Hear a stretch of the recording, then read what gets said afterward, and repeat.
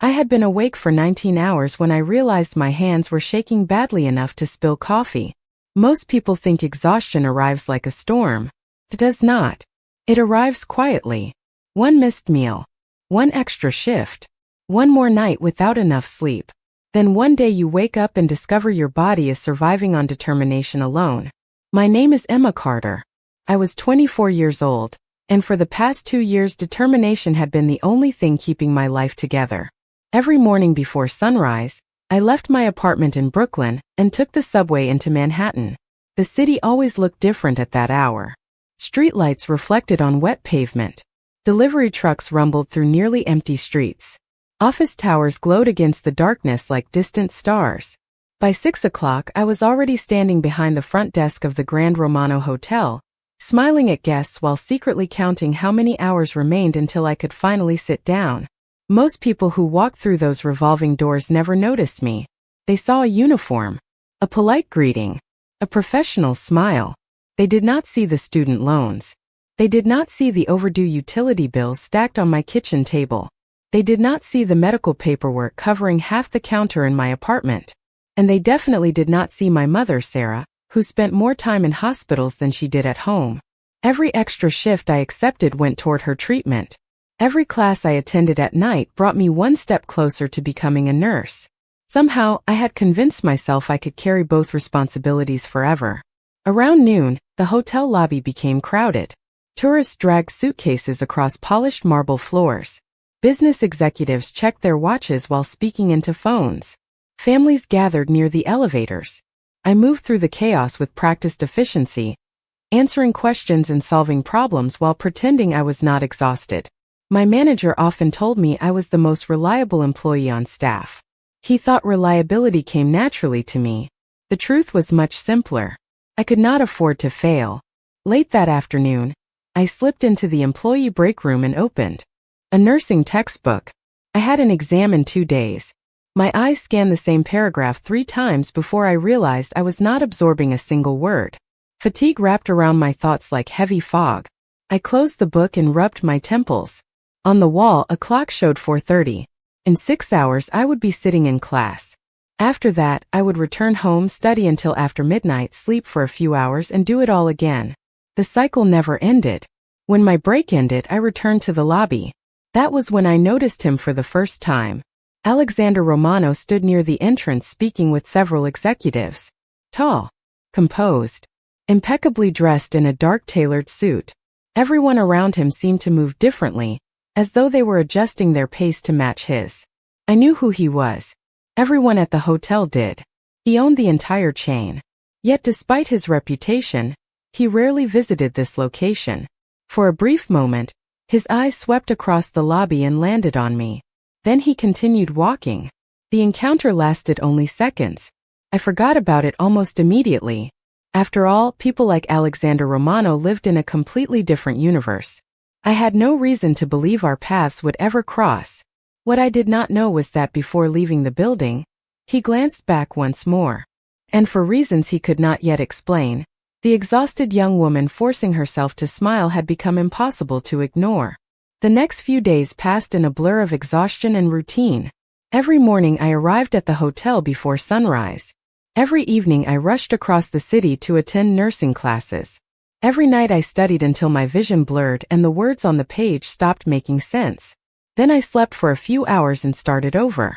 I told myself it was temporary. I told myself my mother needed me.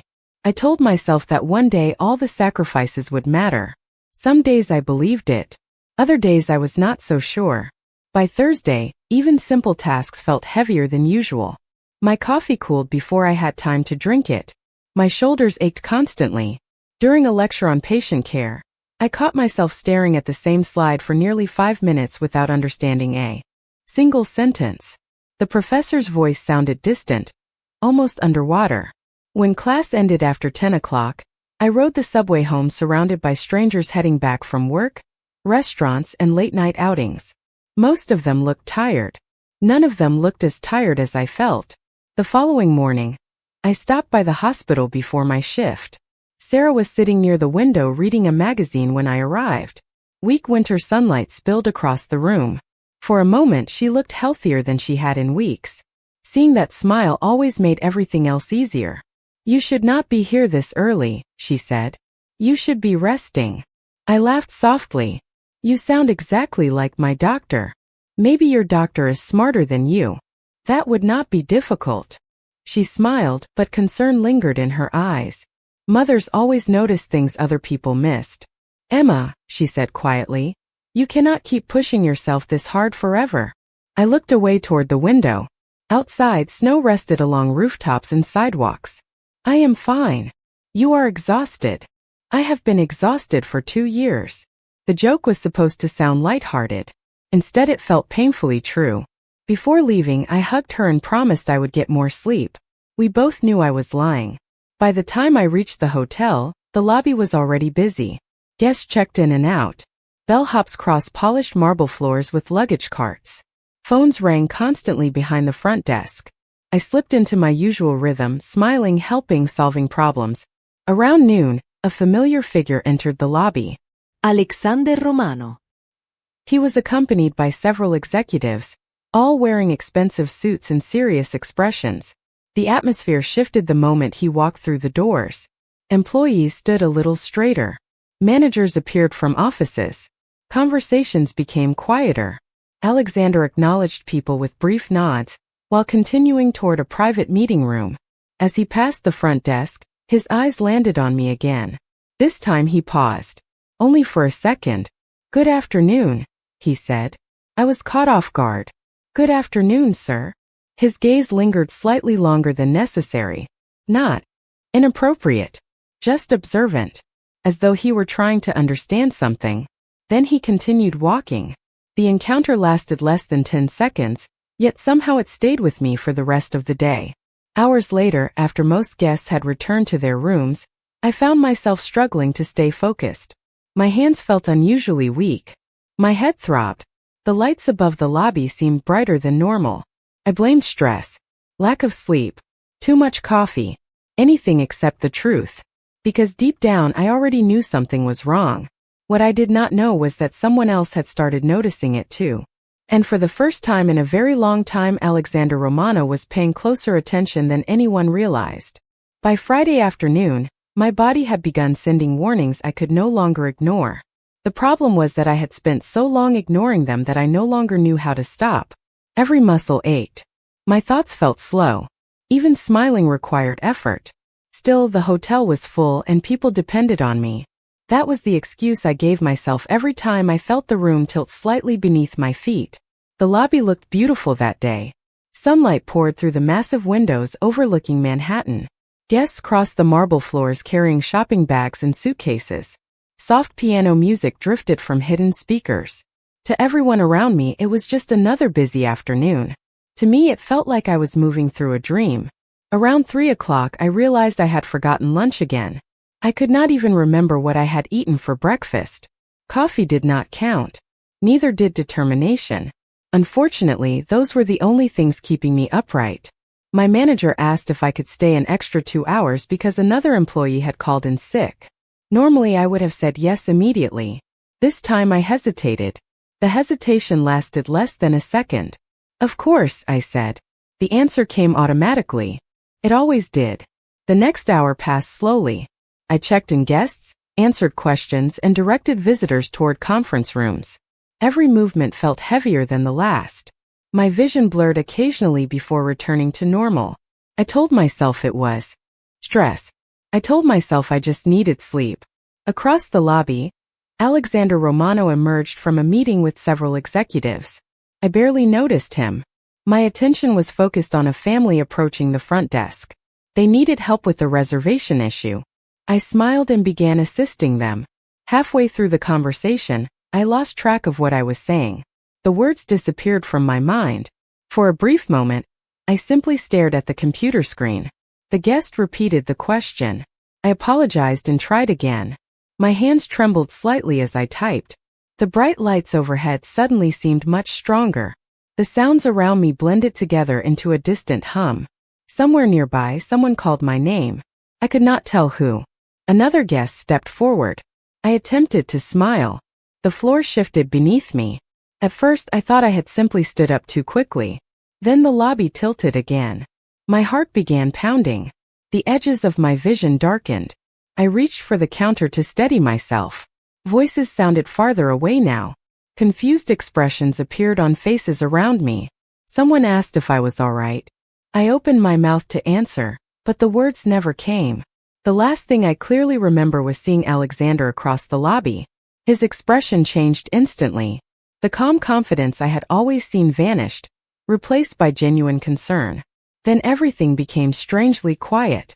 The marble floor rushed toward me. My knees gave out. The world dissolved into darkness before I could stop it. When awareness slowly returned, distant voices echoed around me. I felt someone calling my name. A hand rested gently against my shoulder. The scent of the hotel lobby had been replaced by something cleaner, sharper. For several seconds I struggled to understand where I was. My eyelids felt impossibly heavy. As I forced them open, the first face I saw was Alexander Romano standing nearby. Relief flashed across his features so quickly that he could not hide it. And in that moment, before either of us spoke a single word, I realized something in both our lives had just changed forever. When I opened my eyes completely, the first thing I noticed was the steady beep of medical equipment. The second was the overwhelming embarrassment. I was lying in a hospital bed. A thin blanket covered me. The room smelled faintly of disinfectant and clean linens. For several seconds, I stared at the ceiling and tried to remember what had happened. Then the memories returned. The hotel lobby, the dizziness, the darkness. I closed my eyes again and groaned softly. "That bad?" a familiar voice asked. My eyes opened immediately. Alexander Romano sat in a chair near the window. His suit jacket was folded neatly across the backrest. Outside, evening lights shimmered across Manhattan as snow drifted through the darkness. For a moment, I wondered if I was still dreaming. "What are you doing here?" I asked. My voice sounded weaker than I intended. "Making sure you were all right." The answer came calmly, as though it were the most natural thing in the world. I looked away. "I am sorry." "For what?" "Creating a scene." One corner of his mouth lifted slightly. "You lost consciousness from exhaustion, Emma." I do not think anyone was concerned about a scene. Heat rushed into my face. Of all the ways I imagined this week ending, collapsing in front of the owner of the hotel had never been one of them. A doctor entered a few minutes later carrying a tablet. After checking several readings and asking a few questions, he delivered a verdict I already knew. Severe exhaustion, dehydration, lack of sleep, too much stress, not enough food, nothing life-threatening. But according to him, my body had finally decided it was finished negotiating. "You need rest," he said firmly. "Real rest." I almost laughed. Rest sounded wonderful. It also sounded impossible. The doctor left. Silence settled over the room again. Alexander remained seated near the window. Most people would have left by now. He did not. Finally he spoke. "How many hours do you sleep?" I hesitated. "Enough." His expression told me he knew that was not true. "Emma." The way he said my name made lying feel pointless. 4 hours. Sometimes 5. His jaw tightened slightly. "And you work full-time?" I nodded. "And attend nursing classes at night?" Another nod. "Why?" The question hung between us. Simple. Direct. Dangerous. I stared toward the window. The city lights looked distant and unreal. "Because life is expensive." It was meant as a joke. Neither of us smiled. For several moments I considered changing the subject. Instead, exhaustion stripped away the energy required for pretending. "My mother has chronic kidney disease," I said quietly. "Most of my income goes toward treatments and medical expenses." Alexander remained silent. Not because he was uninterested. Because he was listening. Truly listening. I continued. "I am trying to finish nursing school before things get worse. If I graduate, I can earn more. Help more." My throat tightened unexpectedly.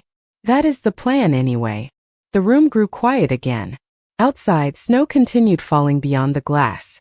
Finally, Alexander leaned back in his chair. His expression had changed. The distance I always saw in his eyes was gone. In its place was something else. Something almost painful. And you have been carrying all of that alone? He asked softly. I shrugged. There is not really another option. For a long moment he looked at me without speaking. Then he stood. There is always another option. I frowned, unsure what he meant. But before I could ask, a nurse entered with paperwork and discharge instructions. The conversation ended. Yet as Alexander prepared to leave, I had the strange feeling that something much bigger had just begun. Because for the first time someone powerful knew the truth. And judging by the look in his eyes, he was not going to forget it. The doctor ordered 3 days of rest. I lasted less than 24 hours before trying to return to normal. That was the problem with responsibility. It did not pause simply because you were exhausted. Bills still arrived. Classes still continued. Medical appointments still appeared on the calendar. By the following afternoon, I was sitting beside my mother's hospital bed reviewing nursing notes while pretending I was not thinking about missed work hours. Sarah watched me over the edge of her magazine for several minutes before finally speaking. You are doing it again. I looked up. Doing what? Worrying. I smiled weakly. I am studying. You worry with textbooks now. Despite everything, I laughed. She always had a way of seeing through me. The room grew quiet again. Outside the window, gray clouds drifted across the winter sky. Machines hummed softly nearby. For a moment, everything felt peaceful. Then my phone buzzed. The message came from the hotel's human resources department. My stomach tightened immediately. I opened it expecting some discussion about missed shifts. Instead, I stared at the screen in confusion. According to the email, I had been granted 2 weeks of paid medical leave. I read the message twice. Then a third time. It made no sense. Employees in my position did not receive benefits like that. Not without complicated paperwork and approvals. What is it? Sarah asked. I showed her the screen. Her eyebrows lifted. That seems like good news. It seems impossible. The more I thought about it, the stranger it became. Someone had approved it almost immediately after my hospitalization. Someone important. Someone with influence. A familiar face appeared in my thoughts. I quickly pushed the idea away. Alexander Romano had more important things to worry about than an exhausted employee. At least that was what I told myself. Across Manhattan, Alexander sat alone inside his office overlooking the city. Reports and financial documents covered his desk, but his attention remained elsewhere. A folder rested beside him containing information about employee assistance programs throughout the company. For years, he had barely glanced at such reports. Now he found himself reading every page. Not because of business strategy, because of one conversation in a hospital room. He could still hear my voice explaining hospital bills and nursing school and impossible choices. The memory stayed with him more than he expected. Meanwhile, I returned home that evening and immediately opened my laptop. 2 weeks away from work should have felt like relief. Instead, anxiety settled heavily in my chest. I calculated expenses, compared income, reviewed schedules. No matter how I arranged the numbers, nothing looked comfortable. The temporary leave solved one problem while creating another. Around midnight, unable to sleep, I walked to the kitchen for water. A stack of unopened medical invoices sat on the counter. I stared at them for several seconds before finally opening the first envelope. The balance made my stomach drop. Then I opened the second, and the third. By the time I finished, the total felt overwhelming. I sank into a chair and buried my face in my hands. The apartment was silent except for the ticking clock above the stove. For the first time in months, exhaustion was not my biggest fear. Money was. The treatments keeping my mother healthy cost more than I could realistically manage. I knew that. I had always known it. Yet seeing the numbers printed in black ink made everything feel painfully real. What I did not know was that somewhere across the city, a man who rarely involved himself in anyone else's struggles had already begun asking questions. And the answers he was finding were changing him far more than he ever expected. The following week should have been easier. According to my doctor, I was resting. According to everyone around me, I was recovering. The problem was that my mind did not understand the difference between resting and worrying. Every morning I woke up thinking about hospital bills. Every afternoon I checked my email looking for updates about school tuition and work schedules. Every night I lay awake staring at the ceiling, calculating numbers that never seemed to add up. On Tuesday, I returned to one of my nursing classes. The moment I walked into the lecture hall, several classmates greeted me with relieved smiles. News of my collapse had traveled faster than I expected. I assured everyone I was feeling better. Physically, that was true. Emotionally, I was not so sure. During class, the professor discussed patient advocacy and compassion in healthcare. Normally, I loved subjects like that. This time, my attention drifted toward the window. Snow had finally started melting outside. Small patches of green grass were beginning to appear around campus. Spring was approaching. Most people saw a new season. I saw another deadline. Another month of expenses. Another month of uncertainty. After class ended, I took the subway to the hospital. Sarah was scheduled for additional testing and I wanted to be there. The waiting room was crowded. Families sat together beneath soft lighting while nurses moved through hallways carrying clipboards and tablets. I found my mother near a window and sat beside her. "You should be studying," she said immediately. "You should be resting," I replied. She smiled. "You see? We keep having the same argument." For a little while we talked about ordinary things. Television shows. Weather. A neighbor's new puppy. Small conversations designed to avoid larger fears. Then a nurse approached carrying paperwork. The expression on her face remained professional, but I immediately felt my stomach tighten. The treatment plan required several additional procedures over the coming months. Nothing unexpected. Nothing alarming. Just expensive. Very expensive. After the nurse left, I stared at the paperwork in silence. Sarah watched me carefully. "Emma." I looked up. "We will figure it out." I forced a smile. "Of course we will." But neither of us sounded completely convinced. Across the city, Alexander Romano sat in a conference room surrounded by advisors. The meeting was supposed to focus on hotel expansion projects. Instead, he found himself distracted by information he had received earlier that morning. 4 days he had quietly reviewed employee assistance programs, educational grants, and charitable foundations connected to his company. What began as curiosity had become something deeper. He could not stop thinking about the young woman who had pushed herself beyond reasonable limits, simply to protect someone she loved. One advisor noticed his distraction. "Is everything all right?" Alexander glanced toward the city skyline beyond the glass wall. "How many scholarships do we currently offer employees pursuing medical careers?" The room fell silent. Several people exchanged confused looks before answering. By the end of the discussion, new plans were already taking shape.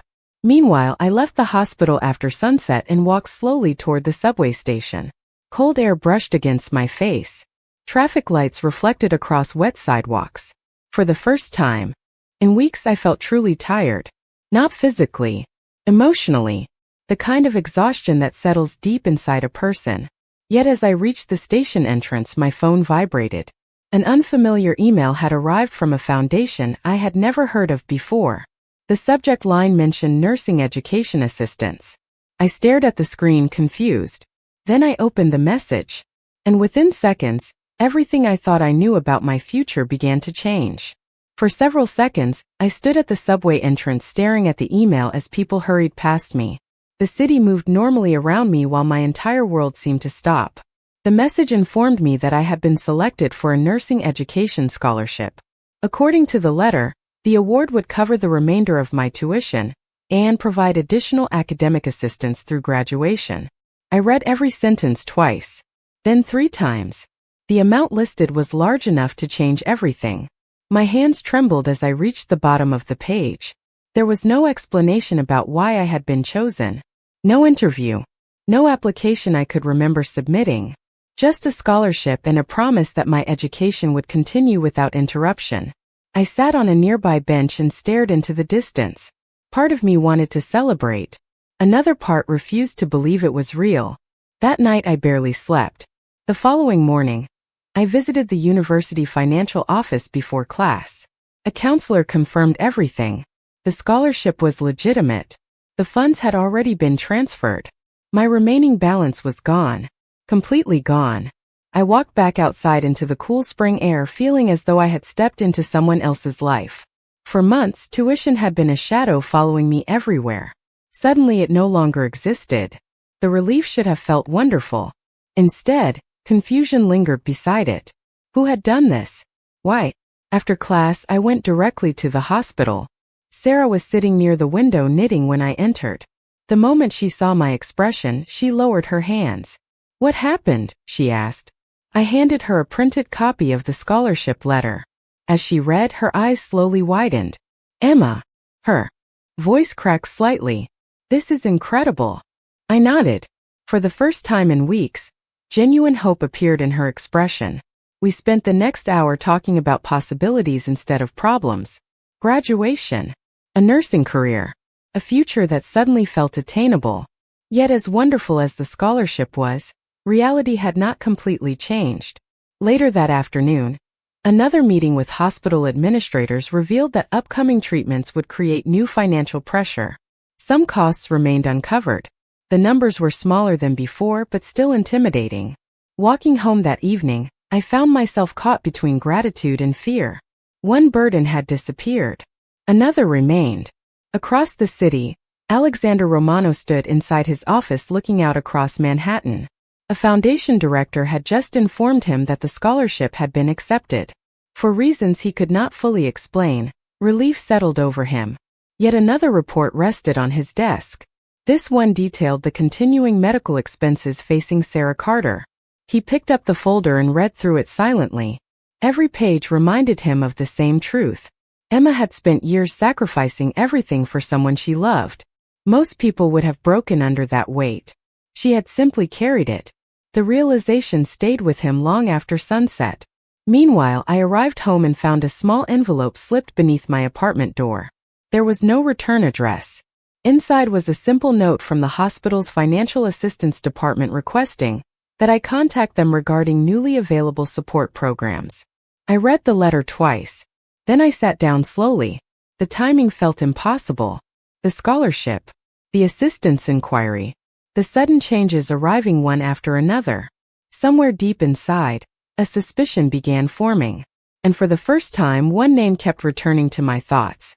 Alexander Romano. I had no proof, no explanation, only a feeling.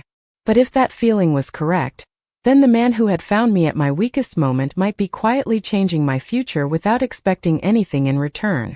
The next few days felt unreal. Every morning I woke up expecting the scholarship to disappear like a dream. Every afternoon I checked my student account just to make sure the balance was still gone. It always was. Yet the question remained.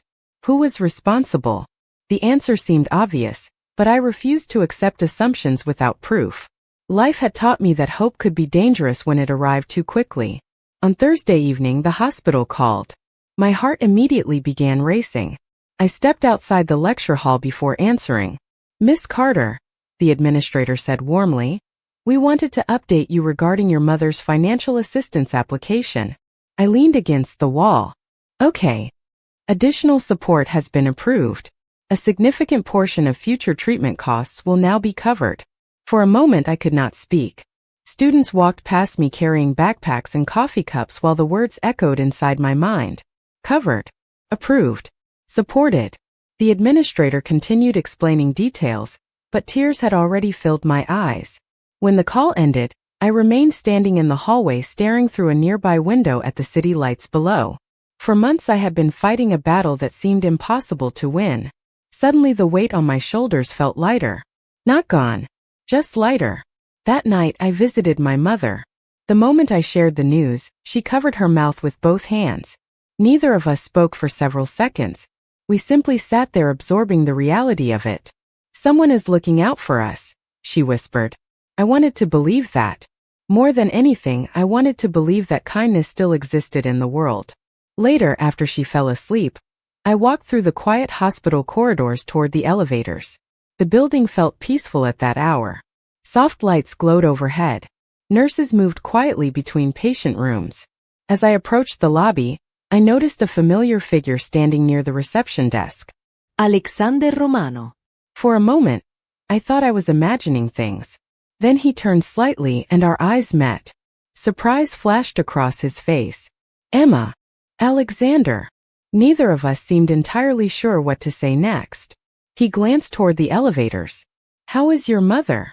The question sounded sincere. Better, I answered. Much better. He nodded. Relief softened his expression.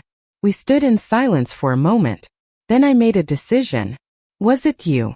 The question escaped before I could stop it. Alexander looked at me carefully. Not confused.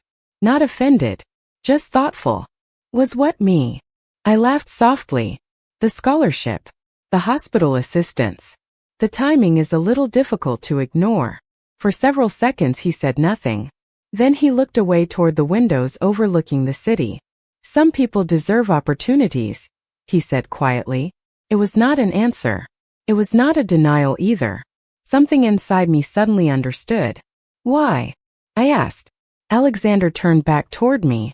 The confidence everyone associated with him seemed different now. More human. More honest. Because when I found you in that lobby, he said, I realized you had been carrying more than anyone should have to carry alone. Emotion tightened my throat. You did not owe me anything. A faint smile appeared on his face. That never seemed like a good reason not to help. Neither of us spoke after that. The city shimmered beyond the hospital windows. Somewhere along the way, the distance between our worlds had started to disappear.